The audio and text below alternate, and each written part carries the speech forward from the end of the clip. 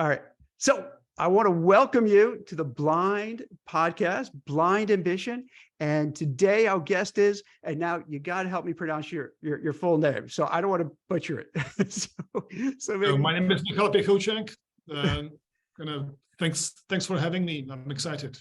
My pleasure. My pleasure. So one of the reasons why I'm so excited to speak with you is that you're heavily involved with cybersecurity, privacy issues, and artificial intelligence, which are themes that are so fast growing. People are very interested in how they can move their career. So maybe you could talk a little bit about what you do, and I'll leave it to you if you want to chat about AI first, and then we could talk about cybersecurity, or you rather do it the other way.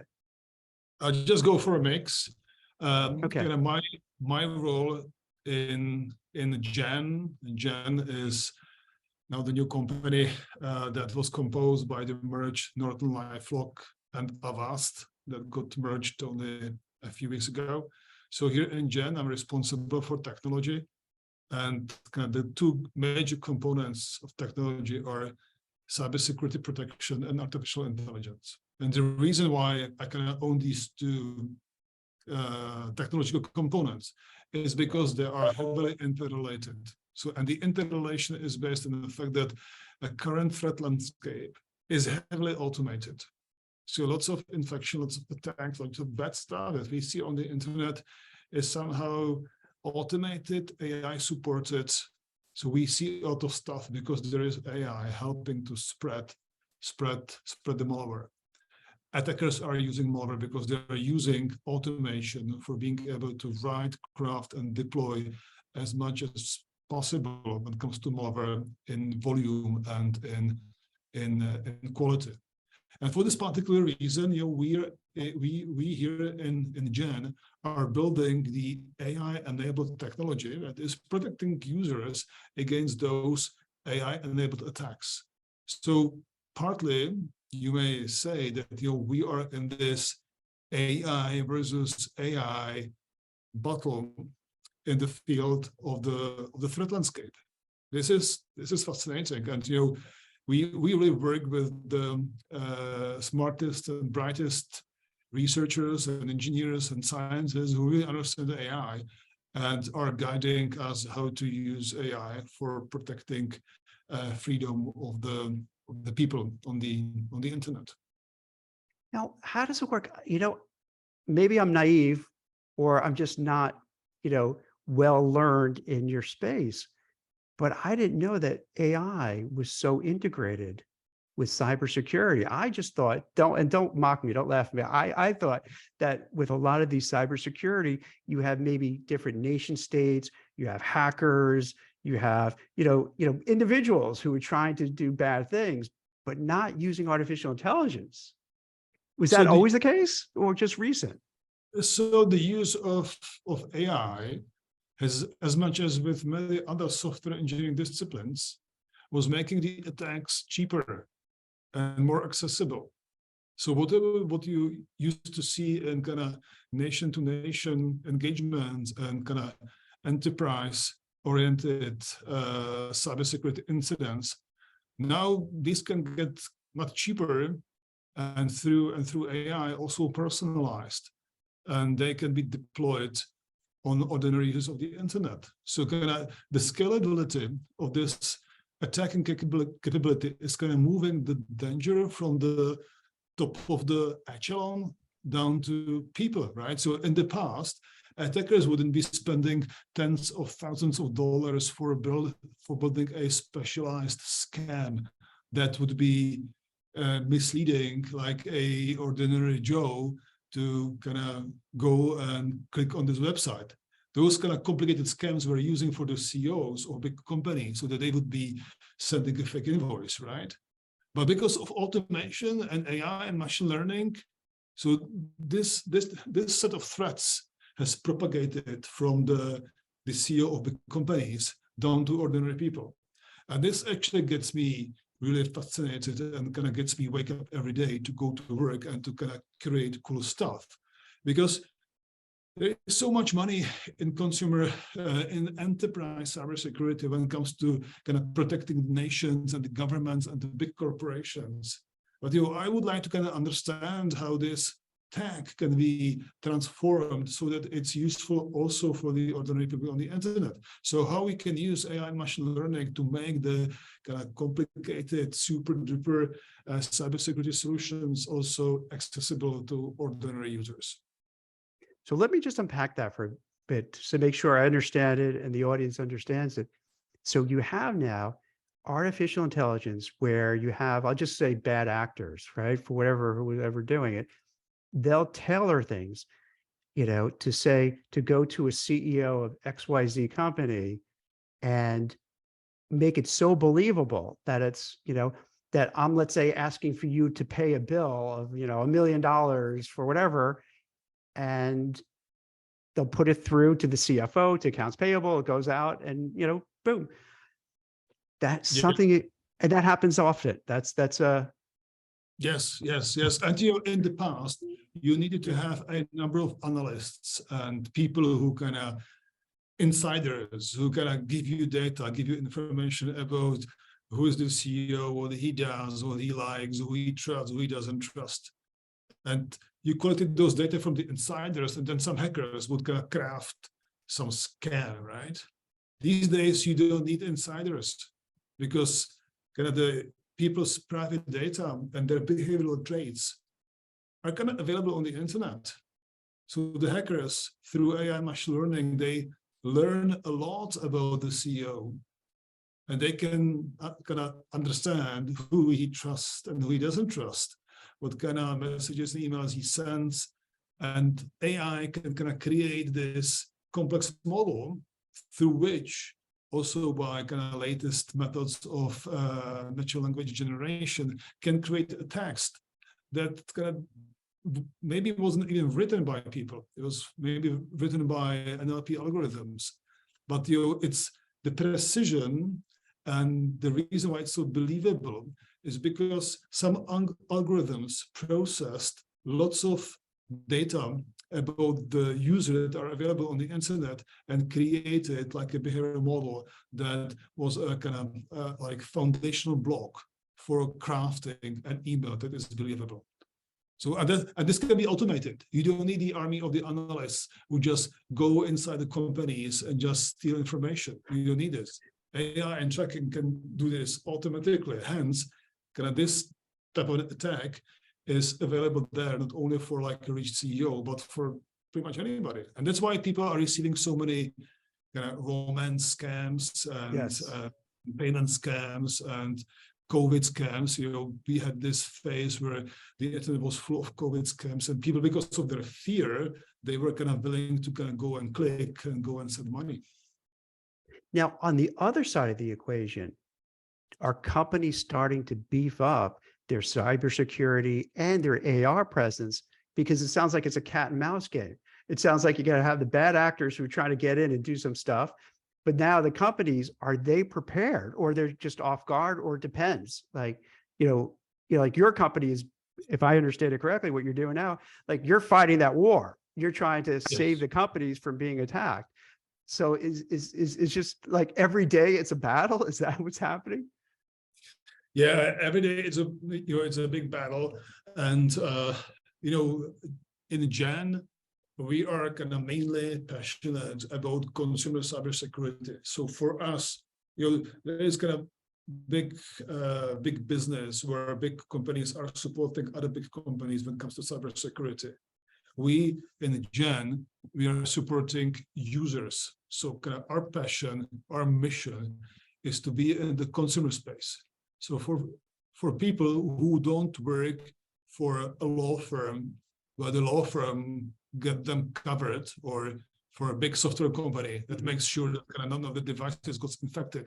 But for the ordinary people who spend their time in the evenings on Discord, on games, on social networks, kind of being with friends online, those we support. And the tech that we are building is really targeted towards kind of people needs and cognitive threats on the internet. So it's even though the technology is similar, the attackers are the attackers, and the payload and malware is very often similar, and the URL-based attacks are kind of similar. We are building slightly different technology that is really oriented towards supporting people and being able to defend themselves. Because, Jack, my industry, cybersecurity industry, has been, and I'm a veteran, I've been in this space for a long time. This industry was always kind of saying that we just get you covered. You user, you don't need to do anything. Cybersecurity solutions gonna cover your ass. Nothing can happen to you. We got you covered. Just one-click security, install, and you do not need to pay attention. This is all day song. This is not true, because what we see in the threat landscape, and in Gen, we see close to 500 million of endpoint devices. So we see a huge part of the internet, right? 500 million. This is massive.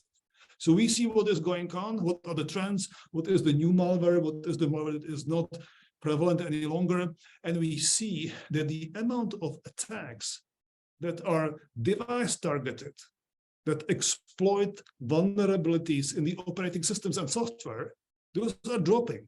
We see less and less of those. While those that require people contribution, people participation, people believing scam and clicking on a link, those grow exponentially. So the threat landscape is changing, right? So people are not any longer only the victims of the attacks, but they're also conduits. There are supply chain components in the attack. This is why we really want to help people to be able to distinguish, to be able to see, to be able to tell scam from a legitimate message. And instead of kind of getting you 100% covered, we want to give you the best possible tools and the best possible information and technology that can reduce the amount of time that you need to worry about cybersecurity, but also reduce the amount of attention and being afraid of attacks, but still getting you involved, getting you engaged, making the right choices, living on the internet in a way that maximizes your digital safety. It's a new paradigm. It's a paradigm shift. So we no longer say, you do whatever you want to do on the internet and nothing bad is going to happen to you, because this is not true. So is it a two, it sounds like it's a two-pronged thing where one, you need the software, let's say that companies like yourself offer, but you can't be complacent and say, oh, I have the software, I'm good. That's it. No worries. You have to be vigilant as well, right? Now, how do you do that part? Like, how do you train or advise individuals like what to look for to make sure that they just don't fall for this stuff? Yeah, this one is very tricky because even users are not so used in the kind of attention invasive cybersecurity solution. So this is an uphill battle for everybody, for the vendors like ourselves, but also for the users. So we are piloting kind of new concepts, new products in this particular space. One of our kind of new concepts and new products is in the space of online safety scoring. So we help users to understand what is the cyber hygiene of their digital life, whether they have patched devices, whether they are using the right passwords, how they behave online, whether they go bad sites. And we just kind of giving the user the score, the information, right? So that the user understands. Because for people, it's not so obvious. People are used to do online, there are stuff that they like to do, and they rarely think about the security implications. And through the online safety score, we're helping users to understand how safe they are. We are also trying to deliver to users once in a while information about the scam campaigns, how the scam campaign looks like, what are the tricks that the attackers are using, and kind of helping people to give them cues. in understanding the scam. On the other hand, we are building a strong pipelines using AI, machine learning, strong pipelines where in the backends, we really understand which URL is malicious and which is not. So everything that we kind of know about, we've seen before, or we have some heuristical logic that we can use to identify that this page is a scam. We just block it. We just block it. You know, it's so interesting because I must admit, you know, for some, you know, myself, I think a lot of people just assume, hey, I have this software, I'm good, I'm covered. And you know what? I'll try to be vigilant when I get an email and it looks kind of weird. I won't click on it. But it sounds like this table stakes are much higher now. So you can't just be, well, this is not good, that you really have to constantly be on top of everything. It's like one of those things, you have to make sure you always get it right, because all you need is one thing to get through, you know, one bad, you know, one threat to get by, and they have all your data, you have all your information, Yeah. right? So it's actually interesting because these days, cybersecurity is different, but also the way how we can deliver cybersecurity to users changes. AV is not any longer the main mechanism how people can consume our cybersecurity service. It's also in the browser. So we deliver security to users through the browser, through email.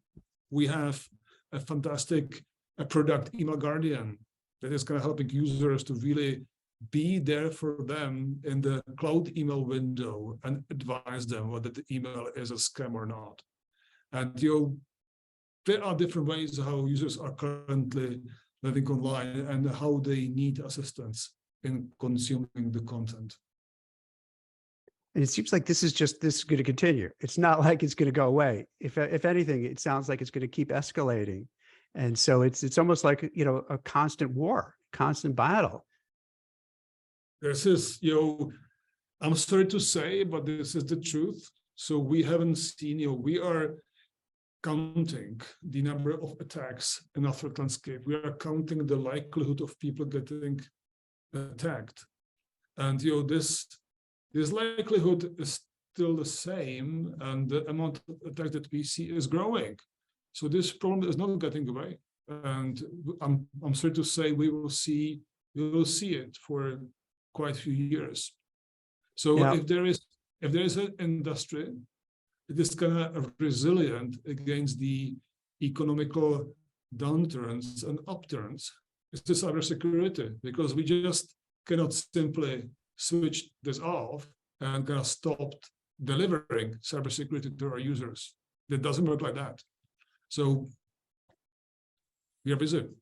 It's interesting you said that, because I was just going to say that for people who are watching this, whether from the blind platform or when we put it on social media, here in the US and I'm seeing this in Europe as well, layoffs, downsizings, job offers are rescinding, hiring freezes. So there's a lot of people who are thinking, what do I do next? Where's something that's actually growing? So it does seem that the area in cybersecurity and privacy is one of those areas that's growing pretty substantially because of all the reasons you're talking about. So that for people who are rethinking it, how hard is it to break into that space? Or if someone wanted to say, hey, I want to do something in cybersecurity, is it an easy road? Do you have to have certain prerequisites? What would you suggest to people who trying to reinvent themselves or who lost their jobs and trying to kind of move into something where they feel, hey, there's growth? This is actually a great question. The good news for the listeners is that kind of big digital safety companies are pretty big in terms of the workforce, and there is a big variety of different skills that we need. So it's not that if you cannot reverse engineer malware, you cannot work for Jan. That's not true.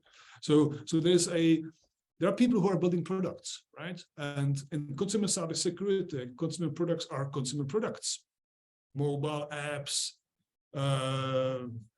apps in the browser. We run Avast Safe browser, which is a browser that we have through which we deliver security, and we've got great browser engineers who help us to build a browser.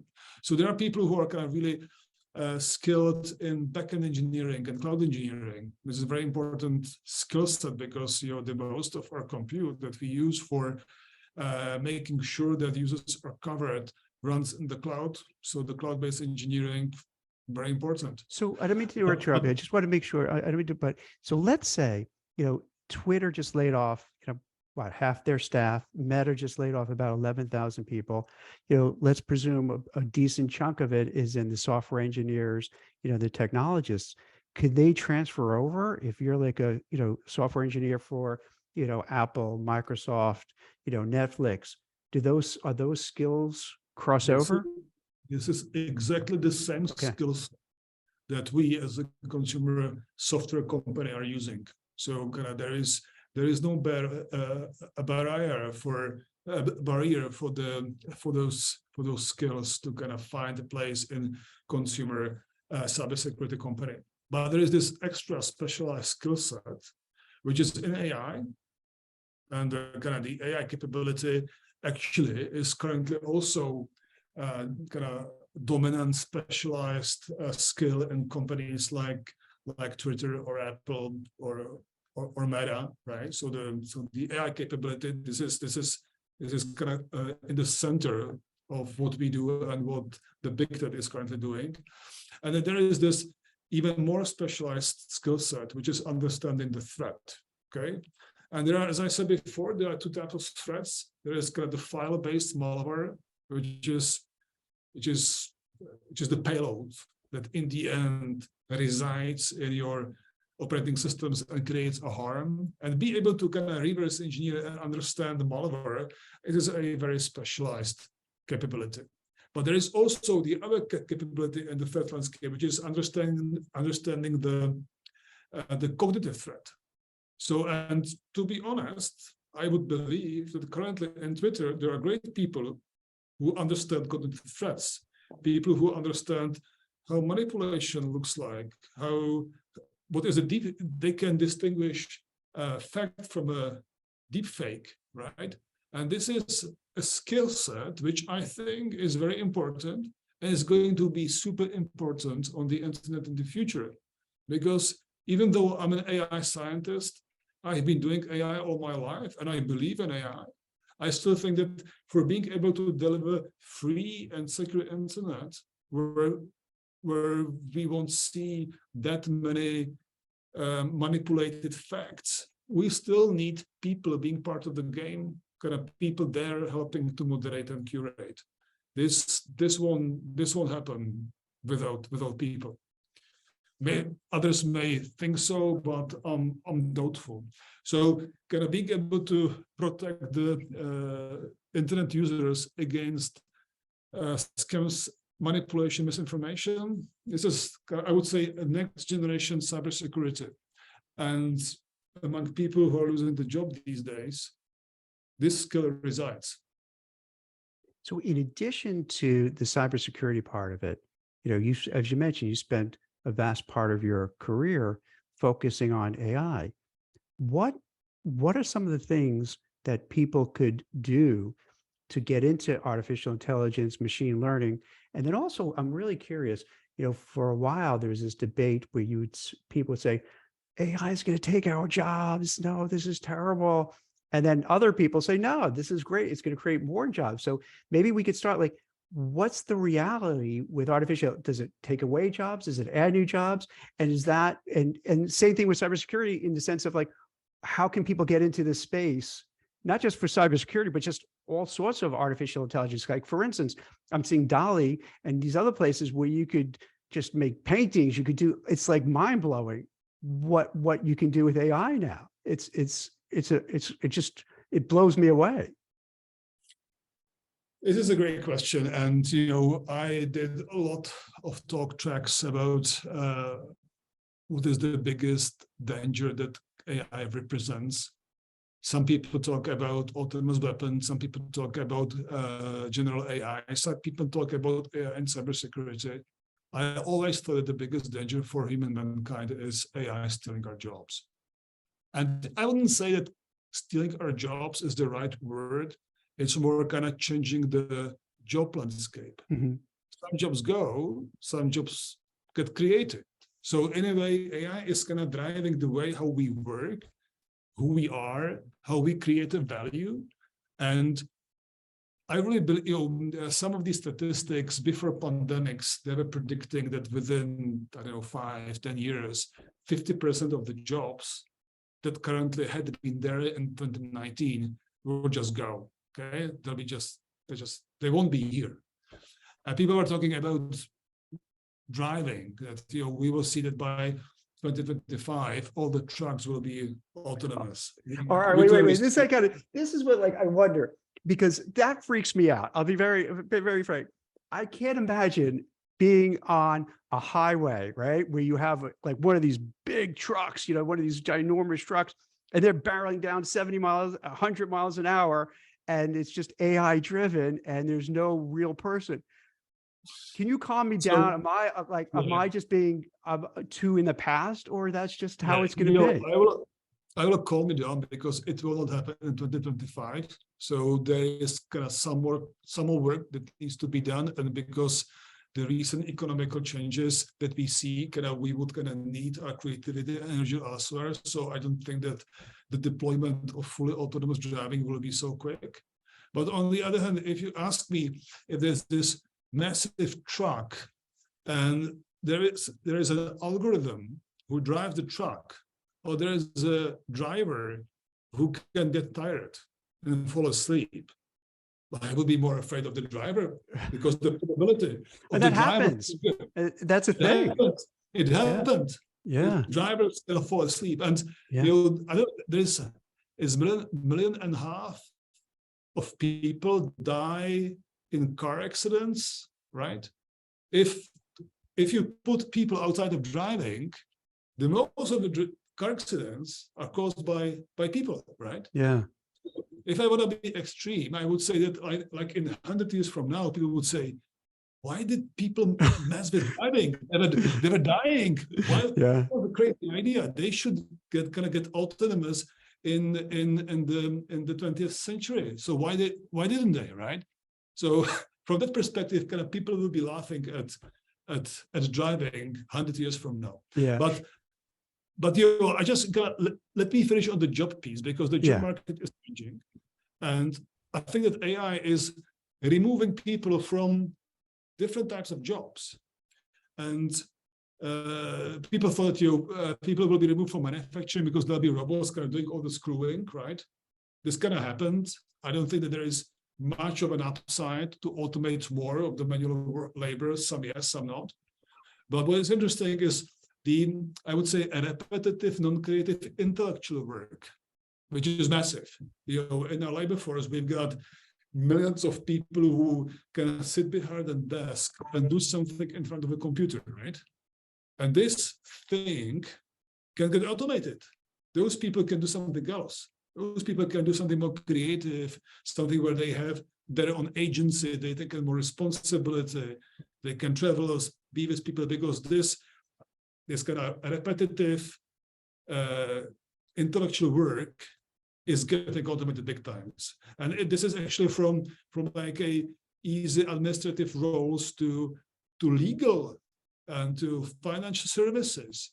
This is happening. So I actually believe that AI will take a lot of jobs, but mainly jobs where people work with systems or with data, right? But jobs where people work with people, I truly believe, I call this people-to-people economy. Mm-hmm. I truly believe that people-to-people economy will grow, because people will really appreciate to spend time with people. People would hate to be in the hospital and being cared for by a robot. People don't want this. Maybe in poor countries where people don't have enough money, there'll be robots in the hospital. But in developed countries, we will have nurses that will provide us with the good care, because nurse will be much more expensive than a robot, right?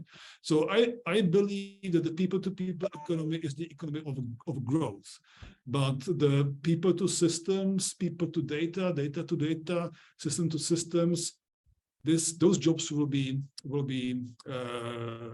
go at some point in time. So basically, it sounds like for some of the repetitive, annoying stuff that you have to do that takes time away from the higher level things, AI will take care of that. So you don't have to worry about, certain elements of your particular job. Put that aside, AI take care of it, and you can focus on higher level stuff. So in a way, it's additive because now you're not drained by doing all this kind of grunt work, and you could kind of jump into more meaningful stuff that's going to help, do your real job, do your career, and build your Exactly. career. Exactly.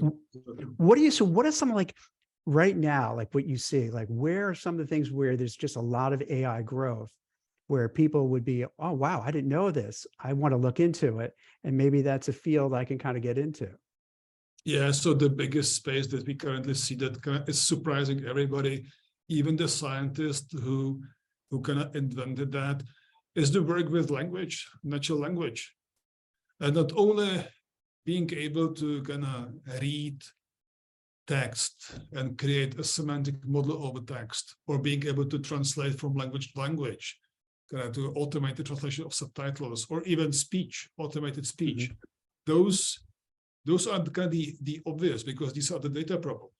But what is surprising to me, and I find it kind of really fascinating, is the role that AI these days plays in creating text, in writing, in speaking, in talking, in drawing, in creating an image, in creating a video. You can say to AI, just, you know what, shoot me a video where there'll be kind of two guys talking about climbing, right? And AI can kind of get you this video, right? It's amazing. So, it's amazing, right? So, it's so cool. So this is actually counterintuitive argument to what I told you about the job market before. Because I told you that people will be left with this creative stuff, and the machines will be doing everything for them. And when you ask me what is the latest, the latest is that even the creative part is now being sort of partly occupied by machines. So machines writing a book, machines writing, the fact that machines are writing the stock news and the weather news and the sports news, this has been around for quite some time, because you don't need any sophisticated literature degree to be able to write about the weather, right? But machines are currently writing stories in the language which is hard to distinguish. Wait, so this is because so that, let's say, Reuters or Wall Street Journal, what have you, you could have AI that could put together a story about what's going on, and you may not be able to tell the difference between a regular journalist and the AI that's putting that story together. Exactly. So wild. This is actually, the language piece is actually the gate between AI and people. Language has always been like a really fascinating concept in humanity, right? And once machines start to conquer this kind of unique human-like concept, which is a language, and machines for themselves, they use different language. They didn't need to kind of mess with English or Spanish or Chinese, right? They didn't. But now they can. And this is a gateway from the world of machines to the world of people, okay? So, and, Sisters Wachowski in Matrix, they came up with this thing that kind of puts this cords into your neck and you're in Matrix, right? So these days, the Matrix is your phone. You just kind of watch your phone and you kind of do the sliding. But in the future, this is going to be the language, because you will read, hear, see stuff that is kind of influencing what you think, what you want, what you do online and in physical. And you wouldn't know what this has been created by people, whether these are people or whether this has been created by machines. So I would say this is kind of slightly scary piece of the latest AI development. Because it seems like it could kind of creep into everything. It could both be really helpful and beneficial, But at the same time, if you, because I guess the people who create the AI, they may have their own biases, their own prejudices, their own way of doing it. So I guess you could use it to shift the mindset of people, to change their views, right? So I guess it has to be kind of watched over, I So suppose. in the past, people were asking me, will I see humanoids walking on the street that I won't be able to distinguish from people? I said, hell no, this doesn't make any sense. But you will see those artificial people in metaverse, right? Right. Because it's much easier to place there, right? So, and the metaverse, if it kind of gets ever created, will be populated by people and by avatars, right? And trust me, this will be super hard to figure out whether you are hanging out with a girl in metaverse or whether you are hanging out with AI algorithm. And wait, let me get hold of this. This is kind of trippy. This is like this is really good. So okay. So let's say I'm going into the metaverse and I'm just hanging out and I see somebody and that person could be AI driven. So it's not another person in there, but some AI kind of thing that is interacting. We're talking together, we're bonding, we're forming a relationship, but it's not. And because of the language, Yeah. the language, because of the language, they invade our humanity. Because of the language, so cool. They can be indistinguishable. Like Michal, can be. That's what, wasn't there a movie about that with Siri, where this guy kind of fell in love with their Siri because that person kind of understood, I guess, because you learn, right? It's continual learning with AI and machine learning. So then you learn more about the other person, what they like, what they don't like. So you could see how that, it sounds at first crazy, but then you realize, no, that's so logical that they could learn what you're about and what you like and what you don't like to forge that relationship. Exactly. And then if you do in the metaverse, like you don't see a real person, you see that avatar. So then you don't know. Yeah. Oh my God. That's crazy. Because then you could probably have a better relationship with that AI avatar than maybe like a real person. It's actually interesting because you may want to claim that, okay, so kind of this extended life kind of will kind of give us, will develop us better, will develop our feelings and our intellectual creativity and the way how we deal with people. Maybe it's good for us. But the downside is that it's all driven by the algorithms. I hate me being online and knowing that almost everything I see on the screen is a product of the recommender algorithms that are fine-tuned to get my attention and to squeeze it for every piece of money I have, right?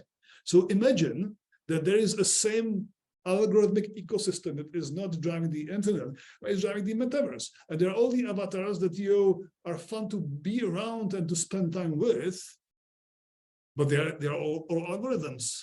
And they all manipulate you some way that it fits their optimization function. You see?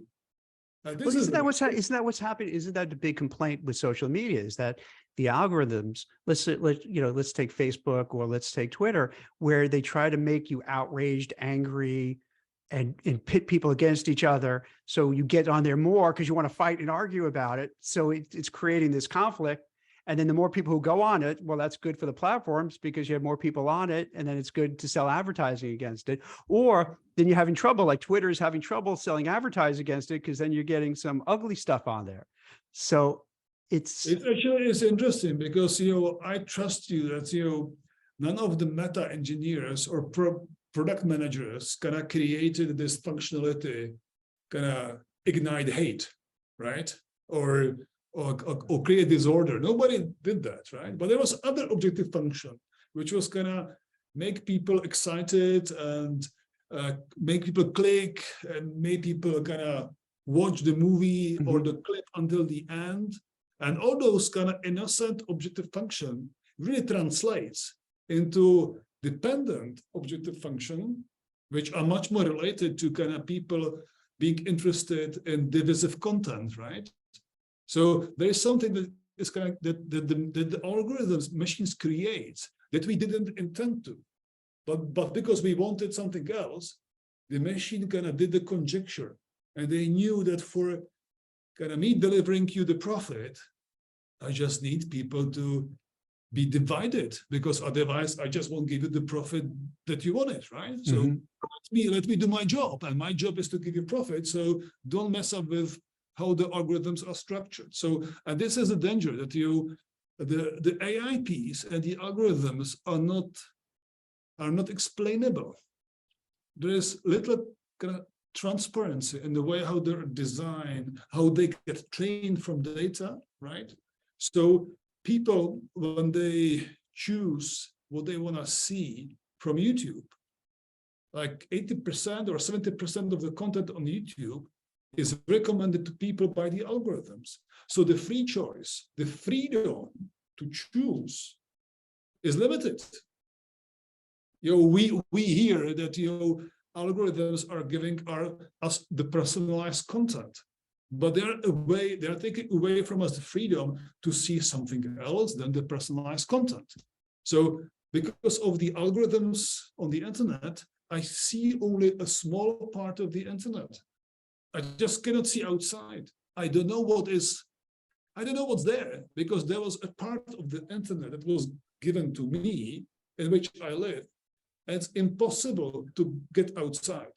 Like, I don't see the kind of violent stuff on the internet. When somebody tells me that bad stuff is happening, I never saw it. How can I see it? I can't. But because the algorithms kind of gave me some other space. And for some other people, there is some other space provided by the algorithms. And there is no technology that helps people to get from an echo chamber to another echo chamber. I don't know what news people read in slums. I don't know. I would love to see. I'd like to understand the way how they live, how they see the internet, but I can't. There is no technology that lets me to do this. I see that firsthand. So let's say watching something about Zen Buddhism, right? Then they'll feed me more and more and more, and I'm just kind of really, get more into that, right? But then I see here, let's say in the US, I'm sure it's happening in Europe as well, where it gets polarized. So let's say you're on the far right or the far left, you keep getting that content that keeps feeding you, and you're in that loop. So you don't know what the other side is looking at. So you see one world in a certain way, and the person over here sees it completely different, and each one looks at each other like, you're crazy. Exactly. Because I don't know what you're talking about, and they don't, because like what you're saying is the way it works, it just kind of cleaves off, that you have a group that's here that just keeps reading, like let's say right-wing stuff, and then you have another left-wing stuff, and the two just have no idea what's going on between. And the algorithms are making that happen.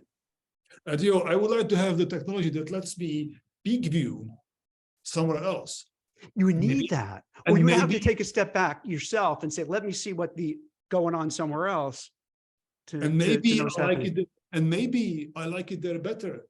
But it's for me to decide. It's for me as a person to exhibit my freedom to decide whether I want to be here on the internet or live someplace else. I'll give you a simple example, right?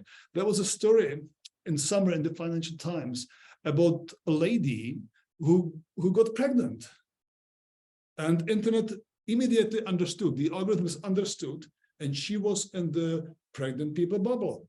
And she was messaged by the staff. Right. But unfortunately, she miscarried.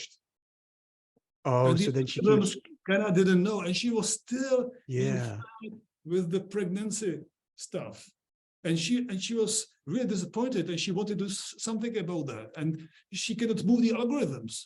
So what do you do then? She then manipulate the algorithms by searching for the abortion articles and miscarriage articles. She had to do this. She had to scroll down the page so that the algorithm really believed that she really reads this.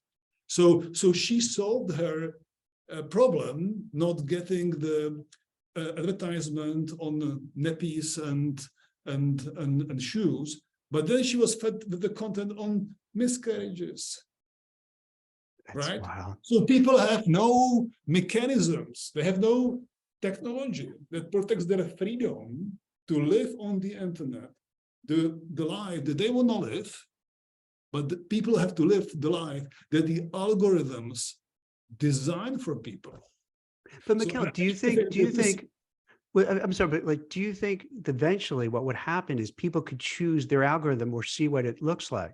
So you could say, let's say you go on social media platform A, and you could say, hey, I want to see what the algorithm, now, not like the computer stuff, but just in layman's terms, here's what you get. So then you know, hey, I'm getting involved and I'm going to be in this sleeve. I'm going to be in this silo. Do I want that silo, or do I want to choose a combination of things? Is that going to be maybe something that will happen? So you don't kind of make everybody in their own little bubble, that you can kind of see other stuff. Yeah, the simplest possible product, Jack, would be if I get my tiles on YouTube, I want to see why this video is there. What is it that I did in the past? What did I search for? Right.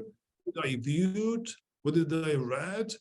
And these are the reasons why this video is there. And am I seeing way too many videos of this kind? Maybe yes. Can I change it? Can I manipulate the algorithm on the other side so that they deliver to me what I want to see? But people don't have those controls, even though in programs like YouTube, there is settings. Mozilla recently announced a report where they, after speaking to 25,000 people, they report that people don't really feel that in YouTube, they have the mechanisms to influence the recommendation, right?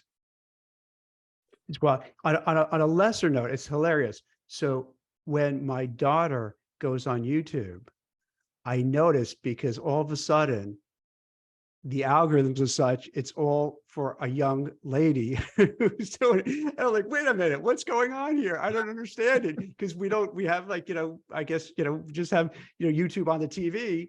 And I'm like, oh, now I got to change. I got to now go back to all the stuff I like and get there. So I get back, because I lose my algorithms. It's hilarious, because it pop up stuff like Barbies. I don't watch Barbie dolls. What is this? This is weird, and I have to kind of rejigger it so I can kind of get the stuff I watch, which is hilarious.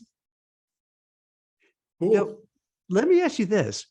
What are some of the wild things that, I'll say wild for my part, like, from you, it's you're used to this, but for myself and the audience, that will blow our minds of like where this is going, like some things that you wouldn't imagine, even if it's not done, even if it's not now, but a year from now, 5 years from 10 years, where this could all lead to.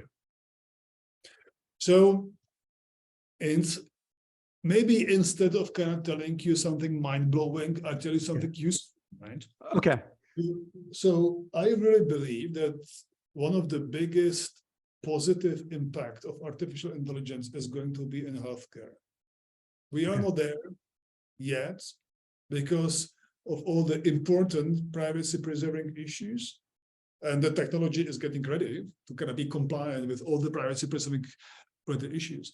But in healthcare, the most of money are spent on drugs and on the diagnostics, okay?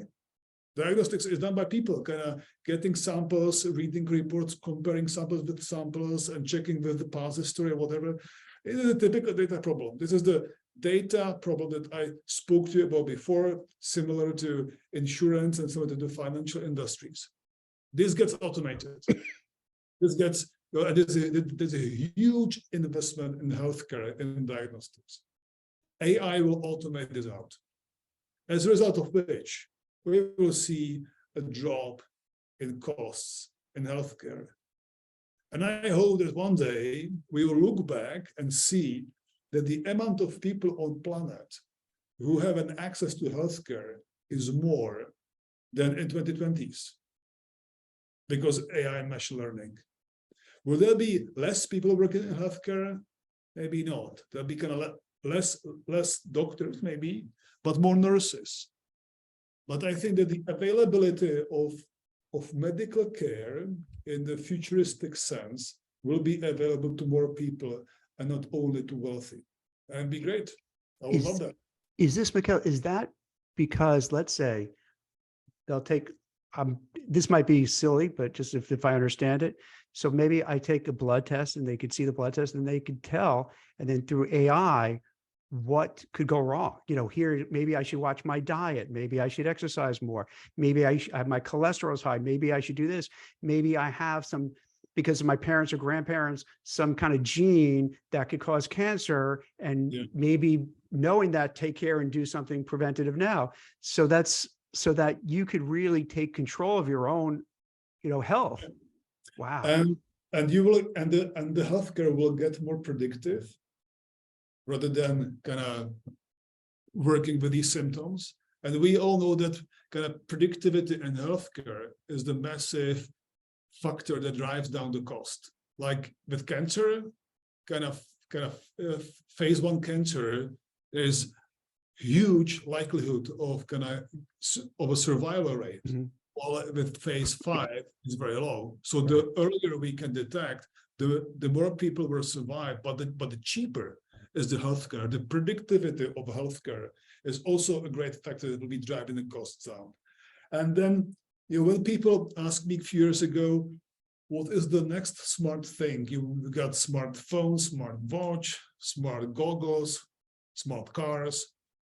So my prediction is that the next big smart thing is going to be a toilet. I really believe seriously, it's smart toilets, because your morning routine is such a rich source of data, and it would kind of really contribute to better actual diagnostics of your actual healthcare. But mainly it can help you with kind of getting perfect data on the trends, and can increase the predictivity of the healthcare. So I believe that in 10 years from now, the startups will be investing in smart toilets.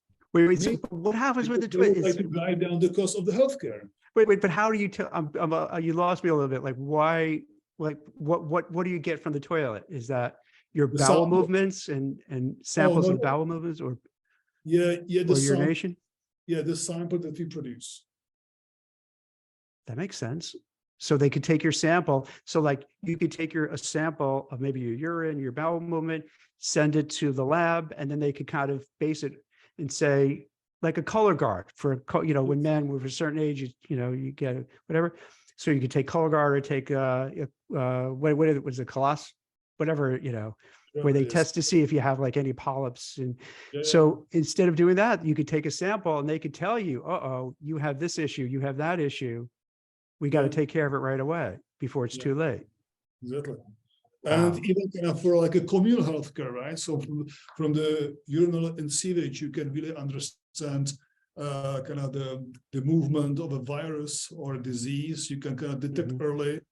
So kind of people wouldn't need to kind of do as many tests. So the system. Like, did that happen during the pandemic where they say in the sewer, they can test the water and see, hey, COVID is decreasing or it's increasing, same principle, but now you're doing it in each person's home, not generally speaking, but that's so wild. It's so funny. Like you would think, for me, from the outside world, you're thinking that, AI planes, whatever, but then having just the toilet might actually be more helpful than anything else, because it could save your life by finding out what's right, what's wrong with you.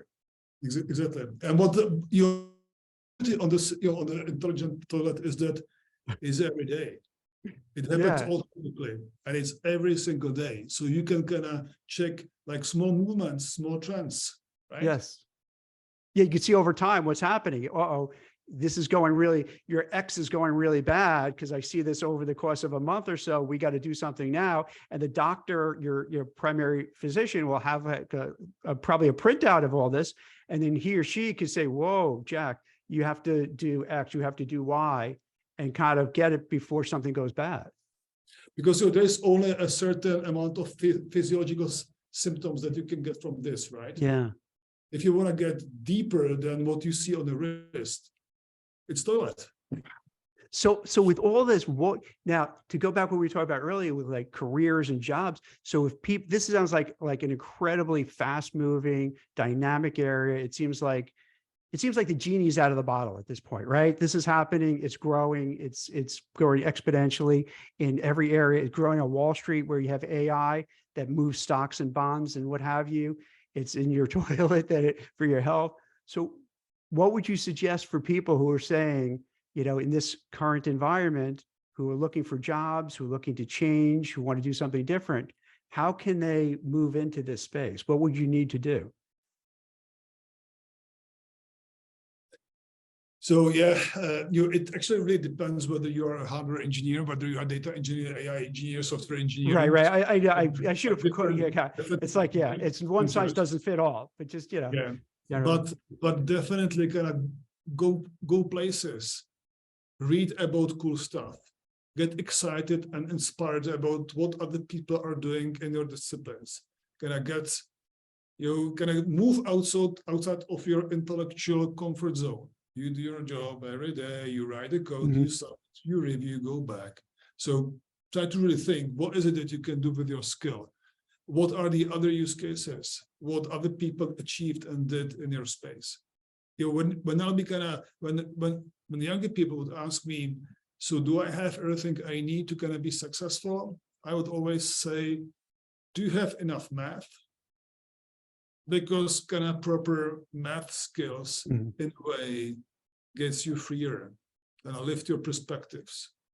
Okay, so do I have proper math? Do I have proper math on functions, on statistics and probability? That's definitely it. And then you try to explore online education. There is so much fun on Coursera and other platforms where you can really see professors that I never saw. I would love to be in the room with the guy that I can see on Coursera and I can see this great lecture. So even if you think that you are old enough and you've been doing this for last 15 years, you can always register, get some great education and spend time watching fantastic professor and then meet similar-minded people and work on the project and do this in your free time. That's cool. It makes a lot of sense. So really what you're saying is for the people who are watching this, listening to us, when we put on other social media, to maybe, number one, gain an assessment of your own skill sets. Like, what are you good at? Are you good at math? Are you good at accounting? Are you good at interacting with people? Whatever it may be. So do an honest assessment. Then think, how can I take those skills and maybe move it to AI or move it to cybersecurity? And if I don't have some of the requirements, then maybe go, like you said, there's so many online classes now, it's unbelievable. And they're really good. There's just so much out there. So then maybe say, hey, you know what? I do want to break into cybersecurity. Oh, I do want to break into something in AI. So let me just take some coursework because I think I have some basic skills that could cross over. And if I put the time and energy and learn that, yeah, then I can move into maybe dealing with self-driving cars or, into the healthcare industry or what have you, so that it is open because it's across the board. So it's not just one sector. Let's say with AI that you're dealing with, it cuts across from what you're saying, everything from journalism to airplanes. And, so it's pretty broad. And the last piece of advice I would give is that people should really understand their purpose, their mission. So if you go to work and you cut some code because you want to get money, because you want to support your family and pay their education, that's totally okay. It's a great purpose. It's actually a good reason to go to work. If you go to work because you want to save and then fly to the space, that's great purpose. If you go to work and you want to be part of this adventure and contribute to changing the world, to be part of the team that comes up with something new, that's great purpose. If you come to work and your purpose is that you really want to make internet a safe place, a great place where people can exhibit their true freedoms and where people can keep their humanity, like myself, that's my mission, it's also okay. And it's also okay for the mission to keep changing, right? So for somebody who was first focused on really providing for the family, and now they can spend more time thinking about the bigger objectives. but be cognizant and understand your purpose and think about the purpose while you go to work. That's very important. I love it. That's fantastic. That's a great way to wrap it up, because I believe in that wholeheartedly. You know, I've run an executive search firm for the last 25 years, and I've seen that the people who find their purpose, who find meaning in something, who enjoy what they're doing, those are the ones who succeed, because they're really working from a place of like, I want to do this. I'm happy to do this. I'm excited about doing it. So it sounds so like, I love that advice. Find that out, find what's going to be your meaning, what your purpose, what makes you feel fulfilled, and then go after it. And you know, on a side note, Michal, which is really great, here in the US, we're dealing with so much anger and hate and political tension and social tension, and it seems like everything is bad. But when we have these kind of conversations, I think for a lot of people, it's so uplifting, because they realize, wait, no, there's just so much opportunity. There's so much stuff that's going on. There's so much cool stuff. There's so much growth.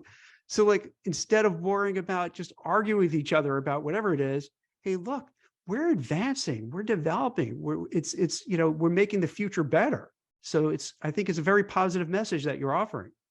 You know, I tell you one more thing that Yeah. is relating. When kind of friends or my kids actually are asking me, so Dad, there is so much hate and anger, and the climate is getting kind of really, really bad. Why? How can you keep hope, right? And my answer is, my hope is the next generation of young, creative people. I so much believe in the new generation of people. I so much believe in people who get great education, get intellectually courageous, would be kind of doing the nuclear fusion for us, or figuring out how can we get independent of fossil fuels, or how can we save people from expensive healthcare. People will just figure this out. And I don't think that everybody is an escapist. Not everybody thinks about how can we lead this planet. There are many more people who think, how can we stay on the planet? Yes. And how can we kind of live in the harmony with each other and with the nature? I love it. That's a great way to wrap it. I love it. Hey, just if you don't mind my asking, are your kids Gen Z age? Is that? Yes. So am I. And I definitely agree with you. I think they went through COVID, schools closed, you know, maybe losing their senior year of high school, maybe losing their first year of college or so, all the toxic politics, saw what happened to their parents during financial crisis. I think they made them very hardy and strong. You know, I seriously, I'm agree with you. I think this generation, the younger generation, Gen Z, they're going to do great. They're going to be tough and strong, but also they care. You know what I mean? They care. They want to make a difference. They want to improve the world. So yeah, I'm with you. I think there's a lot to look forward to. And this is a good uplifting way to end it. So this is perfect, Michal. Thank you so much. I really appreciate it. Thank you, Jack, for having me. It was a great discussion. Thank you for My this. pleasure. My pleasure. Thank you. Bye. Take care.